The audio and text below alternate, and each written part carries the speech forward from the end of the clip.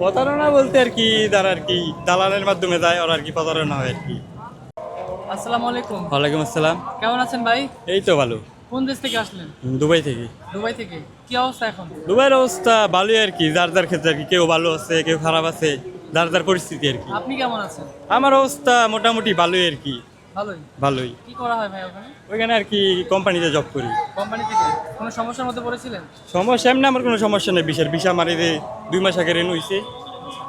মানে কেমন স্যালারি পড়ে আপনার বাংলাদেশি টাকা? স্যালারি আর কি আমার কম লাগিয়ে গেছিল আর কি, তো ভিসা বন্ধ, চেঞ্জ হইতে পারি না, আগের স্যালারি আর কি কাজ করতে হইতেছে। নতুন যারা যাবে তাদের উদ্দেশ্যে কিছু বলেন। নতুন আর কি ভাই বেছে নিয়ে যাইতে হবে কোম্পানি আর কি, দেখে শুনে যাইতে হবে, ভালো স্যালারি দেখে। সব কোম্পানি তো আর সেম না, বোঝেন না, কিছু কোম্পানি আছে স্যালারি কম, কিছু আছে বেশি, ওগুলো দেখে আর কি যাইতে হইব। এমনি ভিসার কোনো আমার সমস্যা হয় নাই, ভিসা আমার 1.5 মাস আগে আর কি রেনু হয়েছে ভিসা। আচ্ছা, মানুষজন প্রতারণার শিকার হচ্ছে, এটা আসলে কি কারণে হয়?